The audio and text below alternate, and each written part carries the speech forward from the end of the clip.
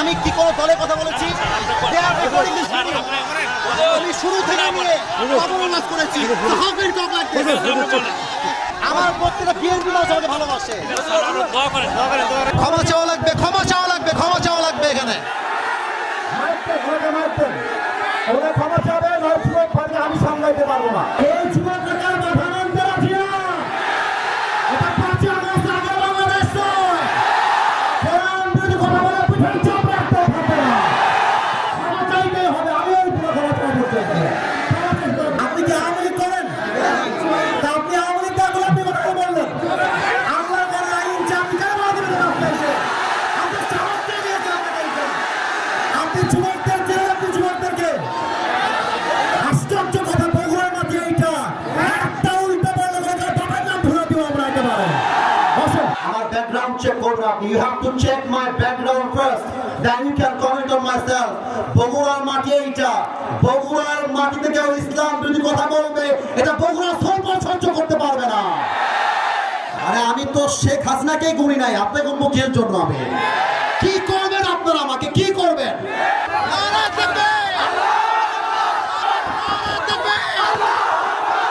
আজ থেকে কেউ যদি বাধা দেয়, তোমরা আমার বাংলার যুবক ভাইরা ওদের বাবার নাম ভুলা দিবে। যেখানে যেই নেতা বাধা দিবে জুতা প্রাণে নামাই দেওয়া হবে। আমি কি কোনো দলের নাম বলেছিলাম? কাউকে গালি দিয়েছিলাম? দাঁড়ান দাঁড়ান দাঁড়ান, আমার ভূমিকার কথা শুরু হয়েছিল 3.5 হাত মাটির কবর দিয়ে। যুবক ভালো বলো, আমি এতগুলো আয়াত বললাম। আচ্ছা থামেন উনি, আচ্ছা তোমরা থামো থামো থামো থামেন থামেন থামেন। প্রিয় ভাইয়েরা, আমরা কোনো মারামারি চাই না। আল্লাহর কোরআন দিয়ে আইন চলবে, এটা কোনো রাজনৈতিক কথা হইতে পারে? এটা মুসলমানদের কই যেতে হবে। আগামী সংসদ চলবে কোরআন দিয়ে। যেই বেড়াবাদের পেছন রাখতেও থাকবে না। যুবক ভাইয়েরা আমার, আপনারা বুঝবেন আমাদের এলাকায়। এটা আমি কিছু বলবো না আজকে। তোমরা আমার সঙ্গে থাকবো তো ইনশাআল্লাহ? তোমরা আমার পক্ষে আছো তো ইনশাআল্লাহ? আবার দেখা হবে রাসূলুল্লাহ ওয়া তাআলা ওয়াসিল মুমিনিন। ইনশাআল্লাহ দেখা হবে ইনশাআল্লাহ।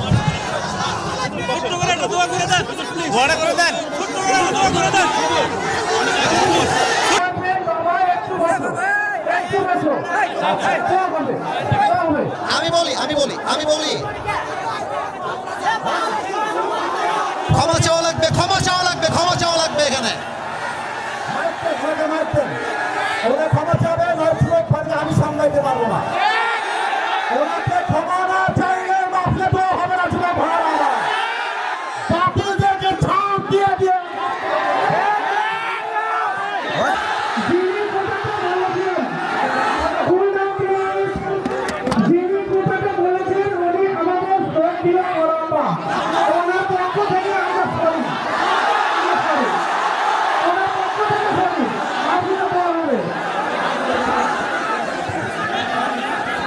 ঠিক আছে, উনি ক্ষমা চাইলে সমাধান হয়ে যাবে। আমি বাবা দোয়া করতে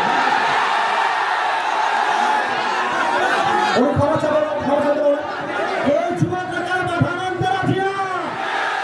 এটা 5 আগস্ট আগে বাংলাদেশ নয়। কোরআন যদি কথা বলে পিঠের চাপ রাখতে হবে না। ক্ষমা চাইতেই হবে। আমি ওই পুরো ক্ষমা চাইতে চাই। ক্ষমা চাইতে হবে। সবাই বসে পড়ে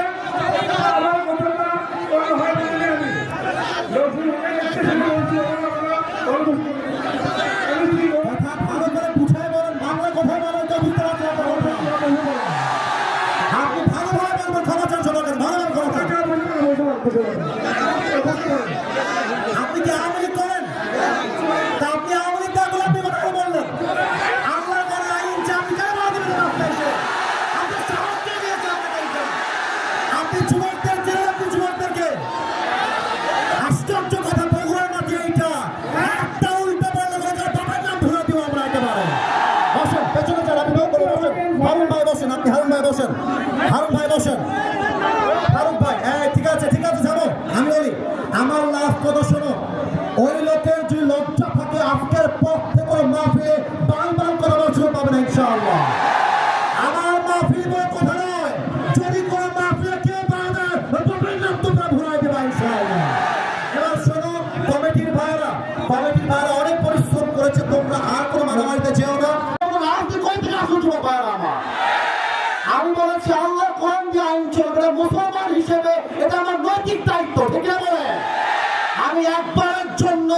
আমাকে দলকে ভোট দেওয়া লাগবে। আমি বলেছি পার্লামেন্ট চলবে আল্লাহর কোরআন দিয়ে, এরকম দলের কথা ব্যাপারটা মুসলমানদের কথা চলবে। পলিটিক্যাল পার্টি আপনি কি বুঝলেন মিয়া? এটা আমি তো রাজনীতি করেই না, আমি রাজনীতি। আপনি যদি দলের আইন সহ্য করতে না পারেন আপনার ইমান থাকবে না যুবক ভাই আমার। আমি চাই আল্লাহর কোরআন দিয়ে দেশ চলবে, এটা কোনো রাজনীতি নয়, এটা আমার মুসলমান হওয়ার পরিচয়। তাকবীর দেন, নারায়ে তাকবীর। আমার ব্যাকগ্রাউন্ড চেক করবেন আপনি। You have to check my background first, then you can comment on my self. বগুড়ার মাটি এইটা, বগুড়ার মাটিতে কেউ ইসলাম বিরোধী কথা বলবে, এটা বগুড়া সরকার সহ্য করতে পারবে না। আমি কোনো আকাশ থেকে ভেসে আসছিলাম নয়, বগুড়ার প্রত্যেকটা যুবক পূজাতে ভালোবাসে। হ্যাঁ যুবক, তোমরা সাক্ষী দাও, তোমরা সাক্ষী দাও। আমি কোন দলের নাম বলেছি? কোন দলকে ভোট দেওয়ার কথা বলেছি? আমি জাস্ট বলেছি আল্লাহর জমিনে আইন যদি পাস করতে হয় ব্রিটিশ আইন নয়, আল্লাহর কোরআন দিয়ে আইন পাস করতে হবে। এই কথা যদি রাজনীতি হয়ে যায়, আপনার মাথায় টুপি করার নাই, পাঞ্জাবের দরকার নাই, আপনি জিন্সের প্যান্ট পরে ঘুরে বেড়ান। সাবধান আব্বাজান, আমাদেরকে রাগায় দিবেন না আব্বাজান। আমি হয় বাঁচবো, থামো থামো থামো থামো থামো, আমি হয় বাঁচবো না হয় মরবো। আর যতদিন বেঁচে আছি হকের কথা বলতে আপোষ করতে পারবো না। আমি 1.5 ঘন্টা যাবত ওয়াজ হয়েছে, রেকর্ড হয়েছে। কেউ যদি বলতে পারে আসিফ হুজুর একটা দলের নাম বলেছে, আমি জীবনে ওয়াজ করবো না। তোমরা বসে আছো, কোন দলের নাম বলছি? দলকে ভোট দেওয়ার কথা বলছি?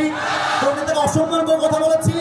আমি জাস্ট বলেছি ধর্ম ইসলাম মুখে নয়, কাজে আমার মানতে হবে। আপনি খালি নামে বলবেন আমার নাম মোহাম্মদ, আর কাজে বলবেন ব্রিটিশ আইন চাই, মানুষের আইন চাই, এটা মুসলমানের পরিচয় হতে পারে না। অতএব আব্বাজান, আমি আপনাকে ভালোবেসে বললাম, আপনার মিডিয়া রেকর্ড হয়ে গেছে।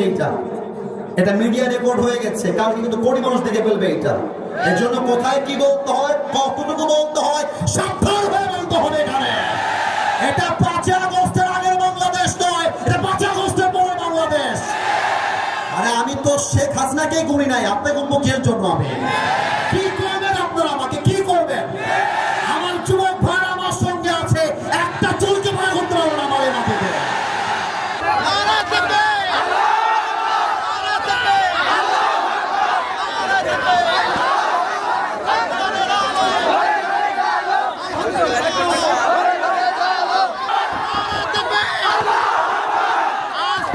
কেউ যদি বাধা দেয়, তোমরা আমার বাংলার যুবক ভাইরা ওদের বাপের নাম ভুলা দিবে।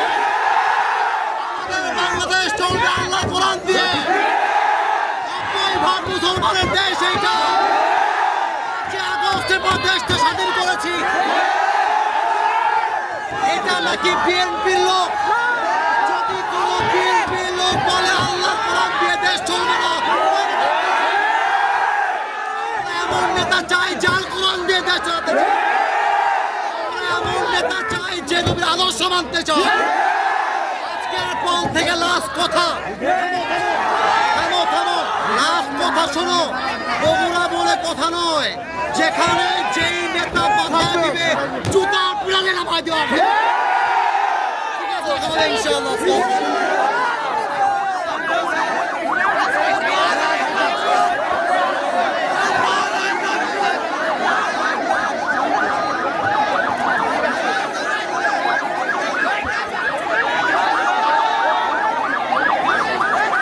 এখানে কিন্তু বিএনপির ভাইয়েরা বসে আছে, এখানেই কিন্তু জামাত ইসলামের ভাইয়েরা বসে আছেন।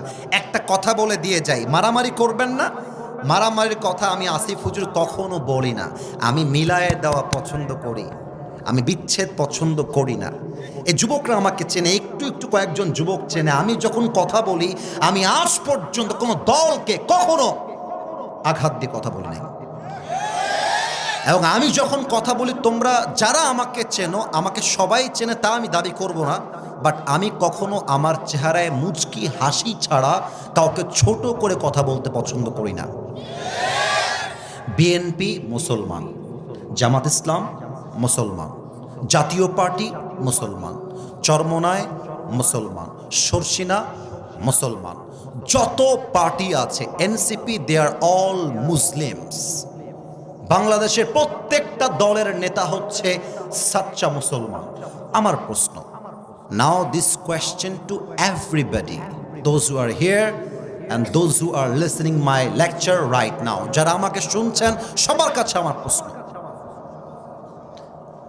বিএনপি যদি মুসলমান হয়, জামাত ইসলাম যদি মুসলমান হয়, জাতীয় পার্টি যদি মুসলমান হয়, এনসিপি যদি মুসলমান হয়, চরমোনায় যদি মুসলমান হয়, তাহলে আগামীর সংসদ, আগামীর পার্লামেন্ট কোরআন দিয়ে চলবে না কেন? আমাদের দাবি জামাত ইসলাম হিসেবে নয়, আমি কোনো পলিটিক্যাল পার্টির সাথে I am not connected with any political party in Bangladesh, I am just talking about on this matter as a citizen of Bangladesh. আমি নাগরিক হিসেবে বলছি, আমাদের প্রাণের দাবি আগামীর পার্লামেন্টে প্রত্যেকটা আইন পাস হতে হবে আল্লাহর এই কোরআন দিয়ে। বগুড়ার ভাইরা আমার, ইমাম সাহেব আছেন? ইমাম সাহেব কোথায় আছেন ভাই আমার? ওয়ালাইকুম আসসালাম, মাশাআল্লাহ। আমাদের মসজিদের ইমাম সাহেবও এখানে উপস্থিত রয়েছেন।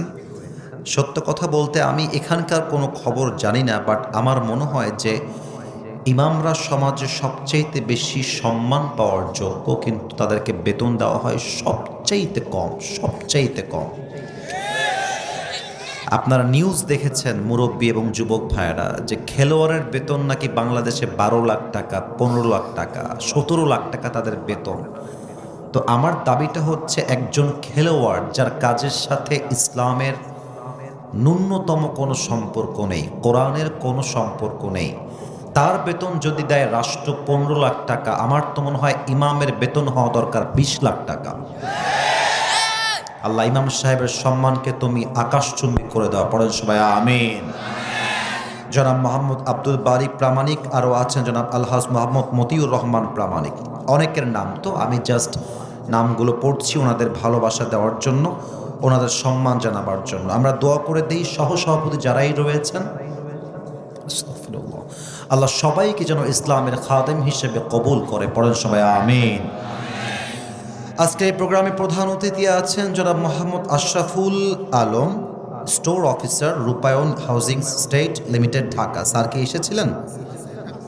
এখনো আছে? ও মাশাআল্লাহ স্যার, মাশাআল্লাহ, ভেরি স্মার্ট। বসে পড়েন স্যার। আমাদের স্যার যে আমাদের মাঝে আছে, আমরা খুশি না বেজার? আমরা দোয়া করি আল্লাহ তাআলা আমাদের প্রিয় আশরাফুল আলম ভাইকে যেন ওমরে ফারুক রাদিয়াল্লাহু তাআলা আনহুর মতো ইসলামের সৈনিক হিসেবে কবুল করুক, পড়েন সবাই আমিন। আমার পূর্বে কথা বলেছেন মাওলানা মোহাম্মদ আলী মুর্তজা খান, অত্যন্ত চমৎকার কথা বলে গেছেন বলে আমি বিশ্বাস করি। আল্লাহ ভাইয়ের কথা অনুযায়ী আমাদের সবাইকে যেন আমল করার তৌফিক দান করেন। যারাই আজকের এই প্রোগ্রামে উপস্থিত আছেন, আমি লাস্ট একটা দোয়া করছি, আজকের এই প্রোগ্রামকে বাস্তবায়ন করবার জন্য যারা 2 টাকা হলেও দান করেছে, যারা মেধা দিয়ে, শ্রম দিয়ে, সহযোগিতার হাত বাড়িয়ে দিয়েছে, আল্লাহ সবাইকে তুমি আজ যেমন এই কোরআনের বাগানে মেহমান হিসেবে কবুল করেছ, জান্নাতুল ফেরদাউসেও তুমি আজকের মতো আমাদের সবাইকে মেহমান হিসেবে কবুল করে নিও। আমিনটা বগুড়ার সাউন্ডে হয় না, আরেকবার বলেন তো আমিন। বগুড়াবাসী কেমন আছেন আপনারা সবাই? ধুনোটে একবার আলহামদুলিল্লাহ, আমি ভালো আছি ভাইজান। আমার ভালোবাসার মানুষটা আমার খবর নিয়েছে আর কি। একবার এসেছিলাম, ধাক্কা ঠাক্কা খেয়ে মাটিতে উল্টায় পড়ে গেছিলাম, ছেলে পেলের ধাক্কা। আমার হাত অলরেডি এখনো কাটা আছে, হালকা শুকাইছে। এই একদিন আগে হাত কেটে গেছে, পাও কেটে গেছে। আসলে যুবকদের ভালোবাসায় কোনো ভেজাল নেই, যত সব ভেজাল হচ্ছে মেয়েদের ভালোবাসায়, তাই না? ওরা কিন্তু ভালোবাসলে কলিজা দিয়ে ভালোবাসতে পারে। তো যুবক ভাইরা, আজকে আমরা কলিজা ভরে ওয়াজ শুনবো, তোমরা থাকবা তো ইনশাআল্লাহ? আল্লাহ যেন আমাদেরকে দোয়া পর্যন্ত থাকার তৌফিক দান করে, পড়েন সবাই আমিন। আমার তো মনে হচ্ছে আজকের এই মাহফিলে আমার মুরব্বী আব্বাজান এসেছে 10%, আর 90% এসেছে আমার কলিজার টুকরা যুবক ভাইরা। আমি আগেই সকলের কাছে জানতে চাই, আমার ধুনটবাসী, আমার কথা কি বোঝা যায়? না, আপনারা উত্তর না দিলে তো আমি সামনে বাড়তে পারবো না। কথা কি বোঝা যায়? মাশাআল্লাহ। আমি যে কথাগুলো বলছি, আমি 1 থেকে 3 গুনছি, নিজেকে একটু স্থির করে নেন, কারণ কোনো কথা আপনার কানের পাশ দিয়ে যেন পাস করে না যায়। প্রত্যেকটা কথা আপনার কলিজায় গিয়ে আঘাত করতে হবে।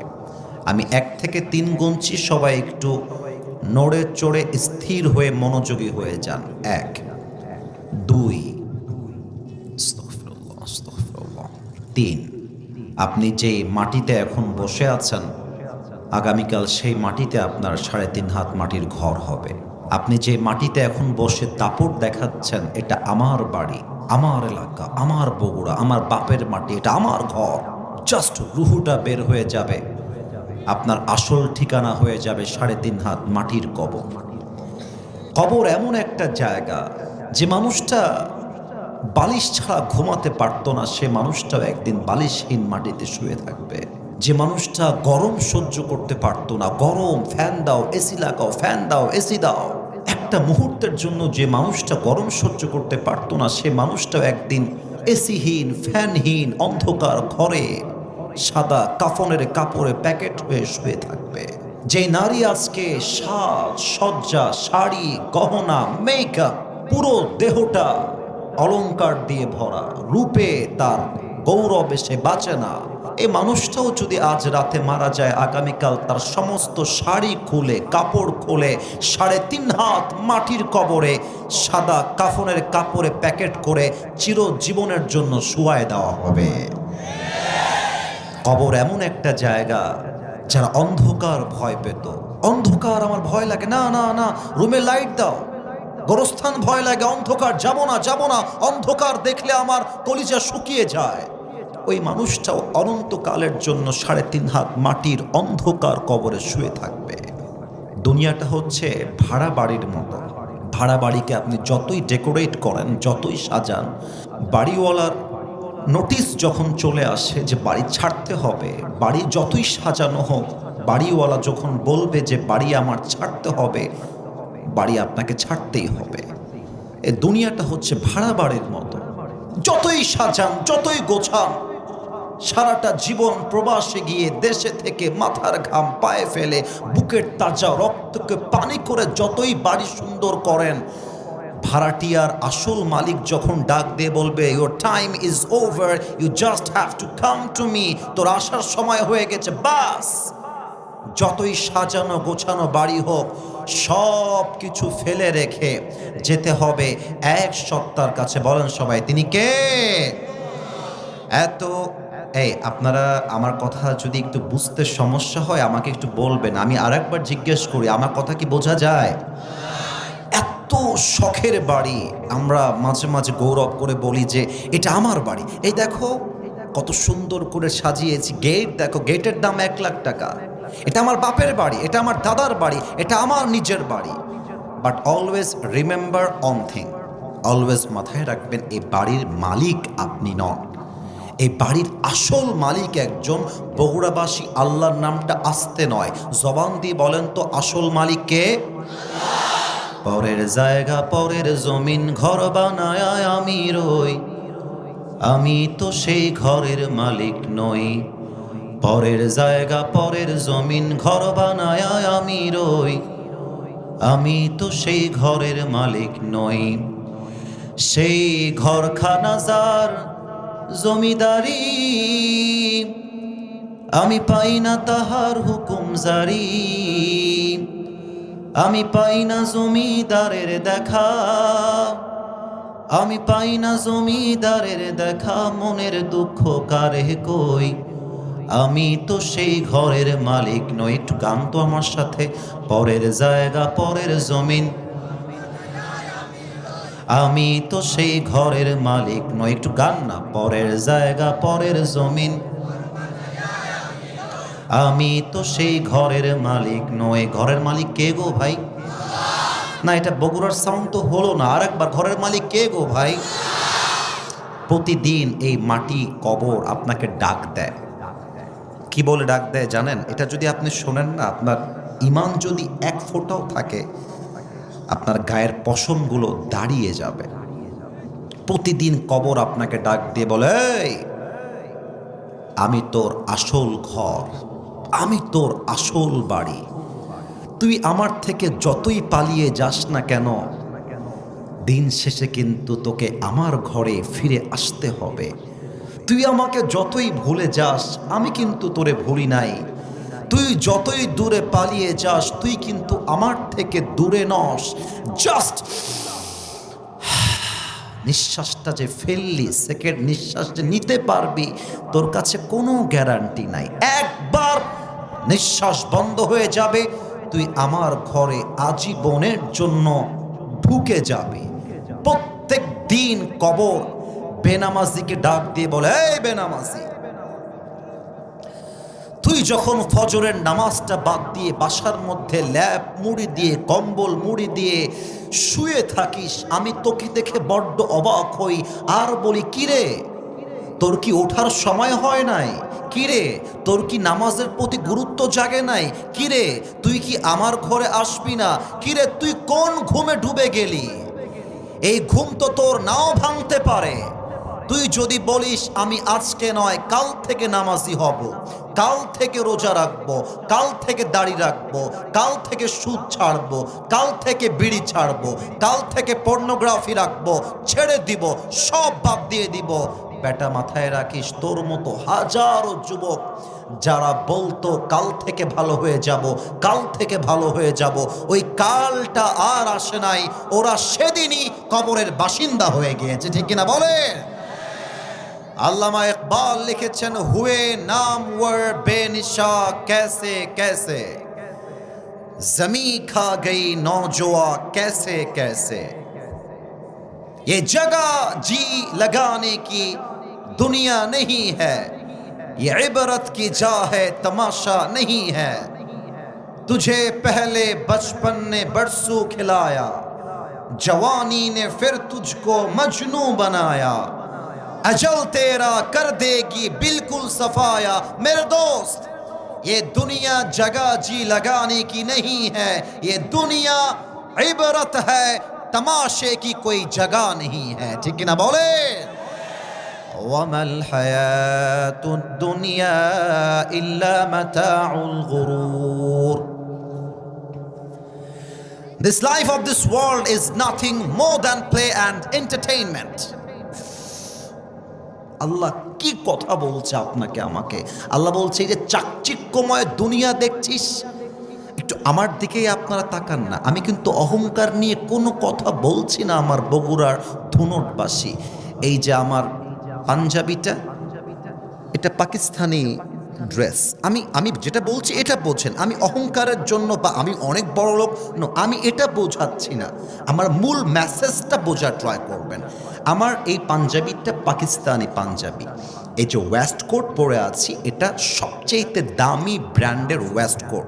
আমার টুপিটা পাকিস্তান থেকে একদম স্পেশালি আমার সাইজে আমি বানিয়ে এনেছি। আমার হাতের যে ঘড়ি, অনেক দামি ঘড়ি, টুপি দামি, চশমা দামি, জামা দামি, ওয়েস্ট কোট দামি। আমি মাঝে মাঝে নিজেকে ভাবি যে কিরে আসিফ, এত দামি জামা, এত চাকচিক্যময় জামা পরে তুই যে অলওয়েজ রোড দিয়ে গাড়ি চালাস, যদি কখনো একটা ট্রাক এসে পেছন থেকে একটা ধাক্কা মারে, তুই একটা বাড়ি খেয়ে তোর মাথা ফেটে যায়, তোর রুহুটা বের হয়ে যায়, সাথে সাথে তোর যত চাকচিক্যময় জামা আছে সব খুলে সাদা কাফনের কাপড়ে প্যাকেট করে তোকে দুনিয়ার থেকে বিদায় নিয়ে 3.5 হাত মাটির কবরে শুয়ায় দেওয়া হবে। এটার নামই তো দুনিয়ার জীবন, ঠিক কিনা বলে? রূপেরই গৌরবে সাজিয়াছ সাজ, সোনা দানা কত কি আর রাজকি পোশাক, যেদিন প্রাণ চলে যাবে সবই পড়ে রবে, প্রাণ চলে যাবে সবই পড়ে রবে, গায়ে দেবে মার কিনো থন রে মন আমার, কেন বাঁধো দালান ঘর, একদিন মাটির ভেতরে হবে ঘর রে মন আমার কেন বাঁধো দালান ঘর? ঠিক কিনা বলেন? দেহ তোমার চর্ম চর গলে পচে যাবে, শিরার উপর শিরাগুলি ছিন্ন ভিন্ন হবে, মন্ডু মিরু দণ্ড সবই হবে খণ্ড খণ্ড, মন্ডু মিরু দণ্ড সবই হবে খণ্ড খণ্ড, পড়ে রবে মাটির উপরে মন আমার কেন বাঁধো দালান ঘর? একটু গান তো আমার সাথে। একদিন মাটির ভেতরে রে মন আমার কেন বাঁধো দালান ঘর? পড়েন সবাই আল্লাহু আকবার। আমরা সেই 3.5 হাত মাটির কবরের জন্য আজকে প্রস্তুতি নিতে চাই। আজকে মজা করতে চাই কম, চোখের পানি ফেলতে চাই বেশি। এবার আপনাদের কাছে আমার প্রশ্ন, আল্লাহর কাছে কি প্রিয় হতে আমরা চাই? আমার যুবক ভাইয়ারা, আব্বা জানেরা বলেন তো, কবরে কি আমরা শান্তি চাই? শেষ প্রশ্ন, এবার যেন কেউ বাদ চলে না যায়। চোখটা বন্ধ হওয়ার পরে, মৃত্যুর পরে আমরা জান্নাত কি চাই?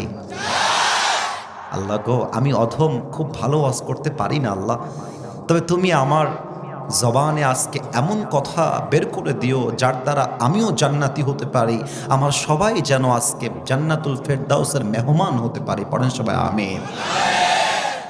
আমি সবাইকে এই মুহূর্তে 3টা প্রশ্ন করব, অ্যাক্টিভ থাকতে হবে যেন উত্তর কোনোভাবেই ভুল না হয়ে যায়। আমার ধুনটবাসী জেহেনটাকে অ্যাক্টিভ করেন, মনটাকেও একদম অ্যাক্টিভ করেন, একদম ঠান্ডা মাথায় কলিজা দিয়ে বোঝেন এবং উত্তর দেন। বলেন তো, the life we are leading in this world right now, যে দুনিয়াতে আমরা এখন আছি, যেই জীবনে আমরা আছি, বুঝলে উত্তর দিবেন, না বুঝলে চুপ থাকবেন, আমি উত্তর দিব। বলেন তো, এটা কি পরকাল না ইহকাল? হ্যাঁ, রাইট আনসার, ডানে বামে না আমার দিকে বলেন সবাই, পরকাল না ইহকাল? ইহকাল। এখন মূল প্রশ্ন, বলেন তো, ইহকালের জীবন বেশি উত্তম না পরকালের জীবন বেশি উত্তম? Right answer. আরেকবার বলেন, দুনিয়ার জীবন বেশি উত্তম না আখিরাতের জীবন বেশি উত্তম? প্রমাণ হলো আল্লাহর কোরআন, 30 নম্বর পারা সূরাতুদ দুহার 4 নম্বর আয়াত। আল্লাহ রাব্বুল আলামিন বলছেন, ওয়ালাল আখিরাতু খায়রুল লাকা মিনাল উলা। আমি আল্লাহ রাব্বুল আলামিন দুনিয়ার জীবনকে অধিক উত্তম করে বানাই নাই, বরং আমি আল্লাহ রাব্বুল আলামিন দুনিয়ার জীবনের চাইতে আখিরাতের জীবনকে হাজার হাজার গুণ বেশি উত্তম করে বানিয়ে দিয়েছি। কোন সবাই সুবহানাল্লাহ। The life of hereafter is much more better than this worldly life. দুনিয়ার জীবনটা উত্তম জীবন নয়, বরং আমি আল্লাহ তাআলা দুনিয়ার চাইতে আখিরাতকে সেরা করে বানায় দিয়েছি। তোমরা কইতে পারলেন না আমি আপনারা? এবার আমার দ্বিতীয় প্রশ্ন, একটু আমার দিকে তাকান। চেহারা দেখার জন্য বলছি তা না, কিন্তু একটু আমাকে দেখে অবজার্ভ করবেন। আর প্রশ্ন করলে উত্তর সবাই দিবেন না, 2 থেকে 3 জন উত্তর দিবেন, তাতেই এনাফ হয়ে যাবে। আমি আসিফ হুজুরকে দেখে, আপনাদের সরাসরি দেখে আনুমানিক একটা আইডিয়া করে বলেন তো কত বয়স মনে হচ্ছে? 2-1 জন বললেই হবে। 25 একটা উত্তর পেয়েছি। আর কারো কোনো উত্তর আছে? 26-27। মাশাআল্লাহ, আপনাদের উত্তরটা একদম কাছাকাছি, একদম 100 রাইটও না, আবার রাইটের বাহিরে নয়, একদম কাছাকাছি। এবার আর একটা প্রশ্ন, এবার মুরব্বী আব্বাজান একটু খেয়াল করেন, স্টেজে তো আছেই, সামনে যারা আছেন একটু খেয়াল করবেন এই প্রশ্নটা। এখানে এমন কোনো মুরব্বী কি বসে আছেন যার বয়স 50-এর উপরে? থাকলে একটু হাত তুলবেন, বেয়াদবি নেবেন না আমার কথায়। 50+, এই যে 1 2 3 4 5, হাত নামান আব্বাজান, হাত নামান। এবার আমাকে উত্তর দেন তো, দুনিয়ার জীবনটা কি বেশি লম্বা না পরকালের জীবন বেশি লম্বা? তো ভয়টা কিসের? উত্তরটা আমি পাইলাম না কেন? আবারও বলছি, দুনিয়ার জীবন বেশি লম্বা না পরকালের জীবন বেশি লম্বা?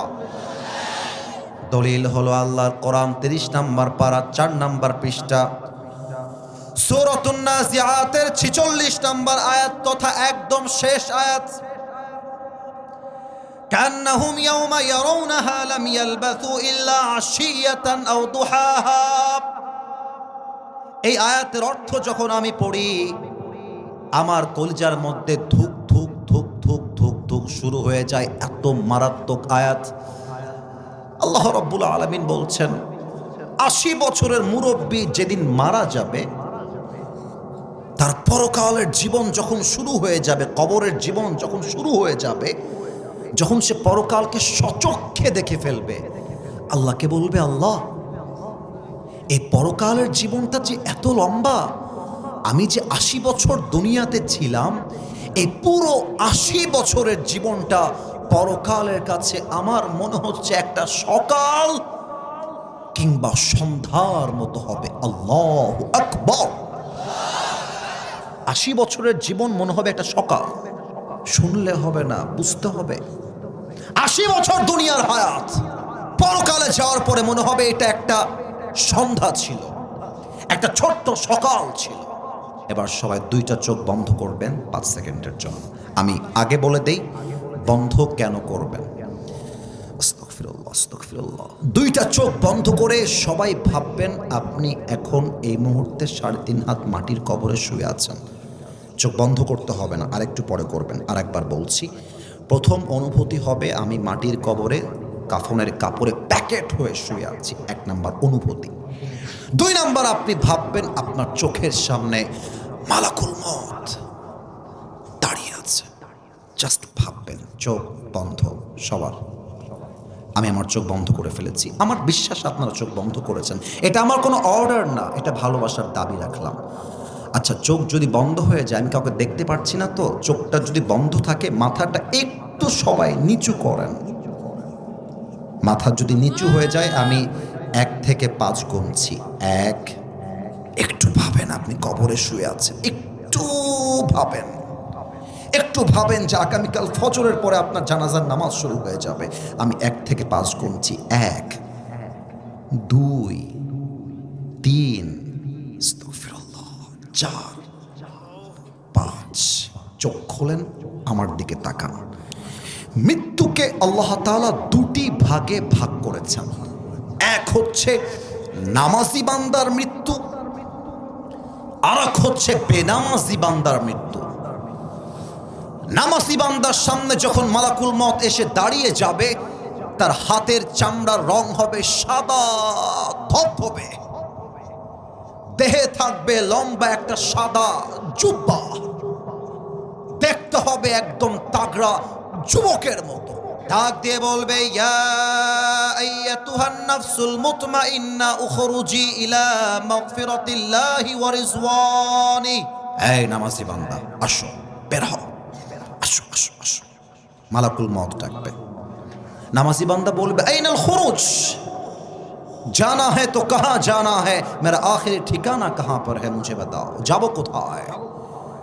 এবার একটা হাদিস বলছি, সুবহানাল্লাহ, কেউ যেন আস্তে পড়বেন না, জোরে পড়বেন। আগে তর্জমাটা করে দেই।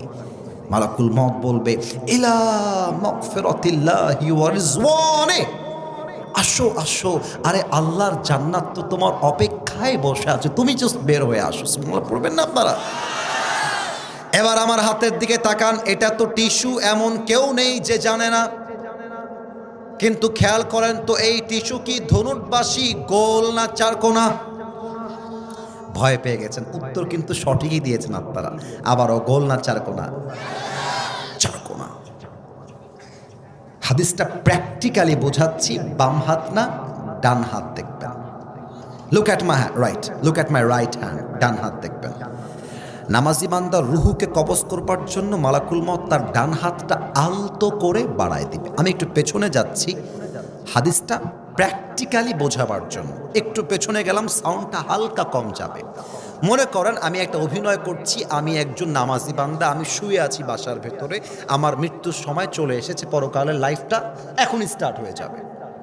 মালাকুল মওত আসবে, ডান হাতটা আলতো করে বাড়াবে, রুহু যখন হালকা করে বের করবে, হাদিসে আসছে একটা পিঁপড়া কামড় দিলে যেই পরিমাণ কষ্ট হয় তার চাইতে কম কষ্ট দিয়ে নামাজি বান্দার রুহুকে কবজ করা হবে। তাও সুবহানাল্লাহ বলতে পারলাম না। এবার এইটার দিকে তাকান। কাফাম মিন আকফানিল জান্নাহ ওয়া হানুত মিন হানুতিল জান্নাহ। নামাজি বান্দার রুহুকে কবজ করার জন্য আল্লাহ তাআলা জান্নাত থেকে একটা লাল রেশমি রুমালের চাদর জান্নাত থেকে দুনিয়াতে নামাজি বান্দার জন্য স্পেশালি গিফট হিসেবে পাঠিয়ে দিবে। সুবহানাল্লাহ। এখানে অনেক যুবক বসে আছো যার মোবাইল ফোন পকেট থেকে বের করে যদি আমি চেক করি,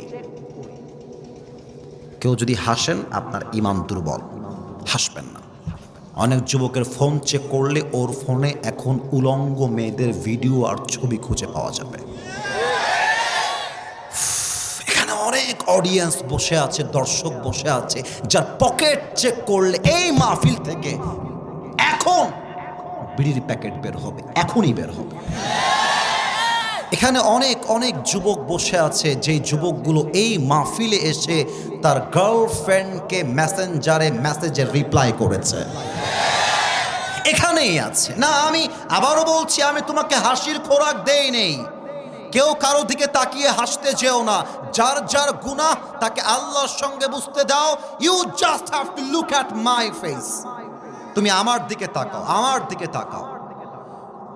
এমন বেনামাজি যুবক, এমন বেনামাজি মুরব্বী, এমন বেপর্দা মহিলা, যখন তার সামনে মালাকুল মওত আসবে, তার এই চোখটা হবে বিশাল লম্বা, আর হাদিসে আসছে চোখটা হবে লাল টকটকে, একদম লাল।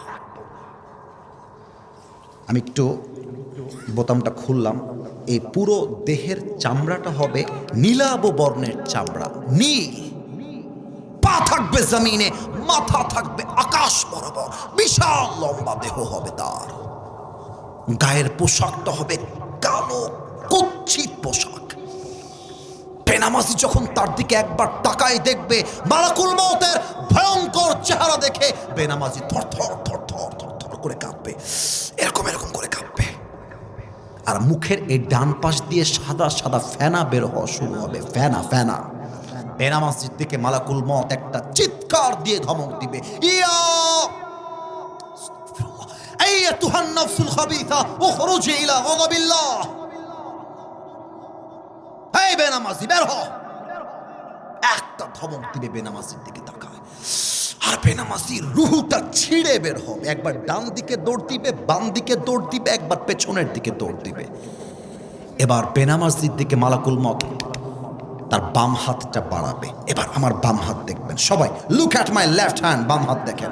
হি will take his left hand just like step back, পেছনে নিবে মালাকুল মওত তার বাম হাতটা, পজিশন সেট করে। বেনামাজি মুরব্বী, বেনামাজি যুবক, বেনামাজি মা, বেনামাজি বোন রুহের দিকে একটা থাবা মারবে। থাবা মারার সাথে সাথে যখন রুহুটাকে বের করে আনবে, হাদিসে আসছে একটা জীবিত ছাগলকে জাবেহ না করে তার চামড়া কেউ যদি ব্লেড দিয়ে এমন করে ছিঁড়ে ফেলে, ছাগলটার যে পরিমাণ কষ্ট হয় তার চাইতে কমসে কম 70 গুণ বেশি কষ্ট দিয়ে বেনামাজি বান্দার রুহুকে কবজ করা হবে। বলেন সবাই নাউজুবিল্লাহ। এই কথা শুনেও যদি আজকে থেকে নামাজ কেউ না পড়ে, আমার তো মনে হয় তার চাইতে হতভাগা আর কেউ হতে পারে না, ঠিক কিনা বলেন? রুহু যখন কবজ হয়ে যাবে, আমার আব্বা 7 বছর আগে মনে পড়ে গেল, তাই বলছি, বলা যাবে না? আমি একটা কথা বলবো, এটাও হাদিসের সঙ্গে সম্পৃক্ত, যদি পারমিশন পাই তবে বলবো, বলা কি যাবে? 7 থেকে 8 বছর আগে আমার আব্বা হার্ট অ্যাটাক করেছিল। হার্টের পেশেন্ট আমার বাবা, 3 বার হার্ট অ্যাটাক করেছে। তো রাজশাহী কলেজে আমার আব্বাকে আমরা ভর্তি করলাম, রাজশাহী মেডিকেল কলেজে। আমি তখন এতটা প্রফেশনালি বক্তব্য শিখি নাই, বা আমি এত ফেমাস বা ভাইরাল যাই বলেন, আমি কিছু ছিলাম না এরকম। আমি একদম সাধারণ একজন ছেলে ছিলাম, একদম সাধারণ ছেলে। মেডিকেলে গেলাম বাবাকে দেখার জন্য। আমি কিন্তু ফালতু আলাপ না, এটাও হাদিসের সঙ্গে মিলাই দিচ্ছি, একটু বোঝার চেষ্টা করবেন। মেডিকেলে গেলাম তো কীভাবে বোঝাই, আমার দিকে একটু তাকাবেন, স্টেজটা একটু দেখবেন। এটা হচ্ছে আমার বাবার ওয়ার্ড, এটা হচ্ছে গেট, আর ওই যে বাসটা দেখা যাচ্ছে ওইটা হচ্ছে ওয়ার্ডের বাহিরের বারান্দা। কথার কথা বোঝানোর জন্য বললাম। আমি যখন বাবার গেটে ঢুকবো দেখলাম ঠিক গেটের সামনে বাহিরে বারান্দায় একজন শুয়ে আছে। এই বয়স কত হবে, 40-45, দেখতে যুবকই মনে হচ্ছে, বয়স্ক মনে হচ্ছে না। আর তার পাশে তার মেয়েরা বসে আছে, ওই আপেল কিংবা কমলা এরকম কিছু খাওয়াচ্ছে তার বাবাকে তারা। তো আমি দেখলাম কিরে বাবা, হার্টের রোগী কিন্তু বসে বসে মুচকি হাসি দিচ্ছে, খুব হাসতেছে, খুব হাসতেছে। আমি অবাক হয়ে গেলাম, আরে বাবা হার্টের পেশেন্ট এত হাসে কেমন করে, ইনি তো সুস্থ হয়ে আছে, এনাকে কে নিয়ে আসছে? আমি নিজে নিজেই বলতেছি এনাকে কে নিয়ে আসছে, তো সুস্থ আছে। মনে মনে ভাবতেছি, বাবার কাছে গেলাম, সালাম দিলাম। আব্বা কথাবার্তা বলে বললো, আব্বা যাও বাহির থেকে একটা পার্টি নিয়ে আসো। পার্টি মানে সব, আমি কি ভুলটুল বললাম নাকি ভাই? ওই পার্টি সব, হ্যাঁ সব, রাইট। এই যে আমার আব্বাজান ধরে ফেলেছে, আপনারা হয়তো বুঝতে পেরেছেন। তো পার্টি কিনতে বাহিরে গেছি, এই অন অ্যান অ্যাভারেজ 2 থেকে 5 মিনিটের কম বেশি হবে, 2 থেকে 5 মিনিট। আমি আব্বার ওয়ার্ডে ঢুকতে যাব, চিৎকার আর চিৎকার, কান্না আর কান্না, কান্না আর কান্না, তোর দিয়ে গেছি। কি হলো কি হলো কি হলো? দেখতেছি একটু আগে যেই যুবক বয়সী মানুষ মনে হচ্ছিল হাসতেছিল, দুনিয়াতে আর নাই। চোখে দেখা ঘটনা, একদম চোখে দেখা। তো তাকে দেখলাম হালকা হালকা সাদা ফেনা বের হচ্ছে তার জিহ্বার এই পাশ দিয়ে। এটা ভালো মৃত্যুর নমুনা নয়। ভালো মৃত্যু যাদের হয় না তাদের চোখটা উল্টায় যায়, চেহারাটা নীল হয়ে যায়। খারাপ মৃত্যুর নমুনা হচ্ছে জিহ্বার এই ডান পাশ দিয়ে সাদা সাদা ফেনা বের হওয়া শুরু হয়ে যায়। খারাপ মৃত্যুর নমুনা হচ্ছে থর থর থর থর করে কাঁপতে থাকে। এটা ভালো মৃত্যুর নমুনা নয়। রূহ যখন কবজ হয়ে যাবে, এলাকার মসজিদে আপনার নামে এলান শুরু হয়ে যাবে, অমুকের বাবা, অমুকের মা, অমুকের দাদা দুনিয়াতে আর নাই, শেষ। আপনার ছেলে ফেসবুকে পোস্ট দিবে, স্টোরি দিবে, আমার বাবা দুনিয়াতে আর নেই, আমার কলিজার টুকরা মা দুনিয়াতে আর নেই। চতুর্পাশ থেকে লোক ছুটে আসবে আপনার জানাজার নামাজ পড়ার জন্য। কিন্তু যখন আপনার লাশটাকে দাফন করা হবে কবরে, এবার একটা প্রশ্ন করব, উত্তর হয়তো বা 90% বেশি ভুল আসতে পারে। আগে সাবধান করছি, উত্তর যেন ভুল না হয়। বলেন তো, কবরে রাখার পরে মাইয়াতকে প্রশ্ন করা হবে কয়টা? 4টা। কে বলেছেন একটু হাত তুলুন তো ভাই আমার। এই যে 4টা, that is the right answer. মোট প্রশ্ন 3টা নয়, মোট প্রশ্ন হবে 4টা। আমি প্রশ্ন করছি, উত্তর দিবেন আপনারা। বলেন তো, আমার রব্বুক, আমাদের রবকে। আরো জোরে বলতে হবে, আমাদের রবকে। আল্লাহ আমার রব, এই রবি আমার সব, দমে দমে তনু মনে তারি অনুভব। তোমার দুনিয়াতে আমি যেদিকে তাকাই, অথই নেয়ামতে ডুবে আছি সবাই। পাখপাখালির কণ্ঠে শুনি তাসবিহ কলো রব, তাসবিহ কলো রব। আল্লাহ আমার রব, এই রবি আমার সব। রবকে। এবার একটু আমার দিকে তাকান তো, এইটা আমার মুখে কালো কালো কি? এরা ধরতে পেরেছে, আপনারা উত্তর দেন নাই। আর একবার, এইটার নাম আব্বাজান। কবরের প্রশ্ন যতই মুখস্থ করেন, মুখস্থ দিয়ে উত্তর দেওয়া যাবে না আব্বাজান। আগে ঈমান এবং আমল ঠিক করতে হবে, তখন প্রশ্ন মুখস্থ করতে হবে না। আল্লাহ জবাবটা সহজ করে দিবে, ঠিক না বলেন? এবার একটু আমার দিকে তাকায় বলেন তো, আমি যে চাপ দাড়ি রেখেছি, যুবক ভাইরা, আমাকে পাম দেওয়া লাগবে না, যা বলবা মন থেকে। আমি যে চাপ দাড়িটা রেখেছি, আমাকে দেখতে আনস্মার্ট লাগতেছে না? আমি উত্তর পাইনি। আমাকে দাড়িতে কি অসুন্দর লাগতেছে? দেখতে কি আমাকে খ্যাত লাগতেছে? অনেক মেয়ে আছে দেখবা, দাড়িওয়ালা যুবক দেখলে চুলকানি শুরু হয়ে যায়, জ্বালা পোড়া শুরু হয়ে যায়, বলে যে দাড়িওয়ালাকে বিয়ে করতে চাই না, আমার তো গাঞ্জাখোর বেশি পছন্দ হয়। অনেক মেয়ে আছে দেখবা দাড়িওয়ালা দেখলে নাক ছিটকায়। বগুড়ার ধুনটের ছেলেরা মাথায় রাখবা, যেই মেয়ের দাড়িওয়ালা পছন্দ নয় তার জন্য বিটিএস এর হিজড়া ছাড়া সেকেন্ড কোন অপশন আমাদের কাছে নাই যুবক ভাইরা। আরে যেই মেয়ে দাড়ি পছন্দ করে না সে তো আমার বাড়ির বউ হওয়ার যোগ্যতাই রাখে না। এবার বলেন তো আমার নবীর মুখে লম্বা লম্বা দাড়ি ছিল কি ছিল না? আমার নবীর মতো সুন্দর কে তল্লাটে আর কেউ হতে পারে? চাঁদের চেয়ে সুন্দর তুমি, নবী আমার কমলি হিওয়ালা, দো জাহানের বাদশাহ তুমি, প্যারা নবী সাল্লে আলা, দো জাহানের বাদশাহ তুমি, প্যারা নবী সাল্লে আলা, চাঁদের চেয়ে সুন্দর তুমি, নবী আমার কমলি হিওয়ালা। সুবহানাল্লাহ পড়বেন না আপনারা মিয়া? এই জন্য দাড়ি রেখে দাও। তুমি দাড়ি রাখলে তোমার কপালে টিকটকার মেয়ে নয়, তোমার কপালে ফাতেমার মতো চরিত্রবান মেয়ে পেলে মিলে যাবে, ঠিক কিনা বলো? আর কি বলবো দুঃখের কথা, কথা বলতে গেলে তো আপনার রাগটা করতে পারে না। রাগ করবেন আপনারা সবাই? অনেক মা বোনেরা আমাকে শুনছেন বাহির থেকে, কেউ বাড়ির থেকে, কিন্তু আমি কোনো কথা কোনো মেয়েকে আঘাত করবার জন্য বলছি না। আব্বা জান, আমি আপনাকে আঘাত করবার জন্য বলছি না। অনেক মেয়ে আজকাল বোরকা পরে বোঝায় আমি আমার নবীকে অনেক ভালোবাসি, আমি ইসলামকে অনেক ভালোবাসি, কিন্তু বোরকা পরে টিকটকে নেচে বেড়ায়। বলো এরকম মেয়ে আছে না নাই? বলো বলো বলো। আর একটা রহস্য ফাঁস করে দিয়ে যায়, কবে আবার আসবো? মেয়েরা আবার রাগটা, আর রাগ করলো সমস্যা না, আমি তো আর আসবো না এদিকে হয়তো বা। আচ্ছা বলে দিয়ে যায় মেয়ে। অনেক মেয়ে আছে দেখবেন, আব্বা চান রাগ করবেন না, আমি বাস্তব বলতেছি আব্বা চান, অনেক মেয়ে আছে দেখবেন বোরকা পরে এই পুরো হাতাটা খোলা, শুধু এখানেই শেষ নয়, হাতে আবার রঙিন রঙিন মেহেদি লাগায়। তো এখন মুখটাও ঢাকা, বুকটাও ঢাকা, বোরকা পরা, কিন্তু হাতে মেহেদি দিয়ে বোঝায় মেরা চেহারা তো তুম দেখ नहीं सकते, हाथ से ही पता लगा लो कि मैं खूबसूरत हूं।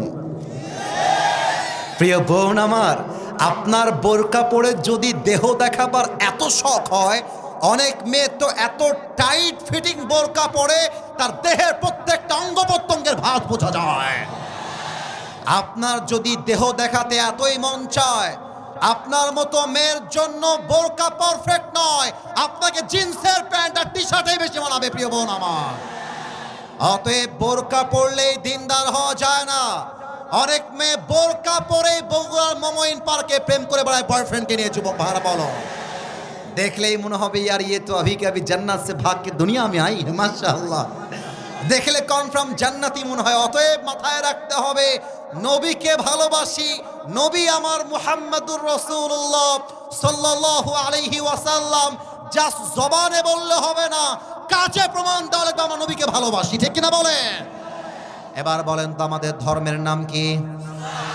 মাশাআল্লাহ, এই উত্তরটা আমার মন মতো হয়েছে, আওয়াজ জোরে আসছে। আর একবার, বিরক্ত আর করতে চাই না, প্রায় 1.5 ঘন্টা হয়ে গেছে বসা। আপনারা কি ওয়াজ চান না দোয়া চান? কোনটা? ওয়াজ চান তো সবাই ইনশাআল্লাহ? একটু আর একবার উত্তর দেন, আমাদের ধর্মের নাম। এখানে কিন্তু বিএনপির ভাইয়েরা বসে আছেন, এখানেই কিন্তু জামাত ইসলামের ভাইয়েরা বসে আছেন। একটা কথা বলে দিয়ে যাই, মারামারি করবেন না। মারামারির কথা আমি আসিফ হুজুর কখনো বলি না। আমি মিলায়ে দেওয়া পছন্দ করি, আমি বিচ্ছেদ পছন্দ করি না। এই যুবকরা আমাকে চেনে, একটু একটু কয়েকজন যুবক চেনে। আমি যখন কথা বলি, আমি আজ পর্যন্ত কোনো দলকে কখনো আঘাত দিয়ে কথা বলি নাই। এবং আমি যখন কথা বলি, তোমরা যারা আমাকে চেনো, আমাকে সবাই চেনে তা আমি দাবি করব না, বাট আমি কখনো আমার চেহারায় মুচকি হাসি ছাড়া কাউকে ছোট করে কথা বলতে পছন্দ করি না। বিএনপি মুসলমান, জামাত ইসলাম মুসলমান, জাতীয় পার্টি মুসলমান, চরমনায় মুসলমান, শর্ষিনা মুসলমান, যত পার্টি আছে NCP, they are all Muslims. বাংলাদেশের প্রত্যেকটা দলের নেতা হচ্ছে সাচ্চা মুসলমান। আমার প্রশ্ন, now this question to everybody, those who are here and those who are listening my lecture right now, যারা আমাকে শুনছেন সবার কাছে আমার প্রশ্ন, বিএনপি যদি মুসলমান হয়, জামাত ইসলাম যদি মুসলমান হয়, জাতীয় পার্টি যদি মুসলমান হয়, এনসিপি যদি মুসলমান হয়, চরমোনায় যদি মুসলমান হয়, তাহলে আগামীর সংসদ, আগামীর পার্লামেন্ট কোরআন দিয়ে চলবে না কেন? আমাদের দাবি জামাত ইসলাম হিসেবে নয়, আমি কোনো পলিটিক্যাল পার্টির সাথে I am not connected with any political party in Bangladesh. I am just talking about on this matter as a citizen of Bangladesh. আমি নাগরিক হিসেবে বলছি, আমাদের প্রাণের দাবি আগামীর পার্লামেন্টে প্রত্যেকটা আইন পাস হতে হবে আল্লাহর এই কোরআন দিয়ে। বগুড়ার ভাইরা আমার, আচ্ছা এবার দেখেন তো, একটু দাঁড় করাচ্ছি। ভাই আমার একটু দাঁড়াও তো, তুমি এই যে সামনে, তুমি একটু দাঁড়াও। হ্যাঁ হ্যাঁ হ্যাঁ, তুমি দাঁড়াও। না না না, ওকে ধমক দেওয়ার জন্য দাঁড় করায়নি। কলিজার ভাই, তোমার নাম কি কলিজা? হ্যাঁ, মোহাম্মদ আলী। এই বগুড়াবাসী, ধুনুটবাসী, আমি আমার ওয়াজের শেষের দিকে আছি, শেষ ভালো যার সব ভালো তার। ওকে কি দেখা যায়? একটু বলেন না, একটু উত্তর দেন। মিডিয়া যাবে, আরে বাঘের বাচ্চা আমরা, কাপুরুষের বাচ্চা আমরা নই, ঠিক কিনা বলেন? মোহাম্মদ আলীকে দেখা যায়? এবার দেখেন, মোহাম্মদ আলী মনে করেন এমন একটা দলের লোক, যেই দল ইসলাম কোরআন কিছুই মানে না, ভালোবাসে না। এখন ওই যে আব্বাজান দেখেন, ওই যে পেছনে যেই গেটটা দেওয়া আছে, আমি ওই পর্যন্ত গেছি, বাড়ি যাব বা আর এক প্রোগ্রামে, গাড়ি থামায় দিয়েছে মোহাম্মদ আলী। কি হুজুর,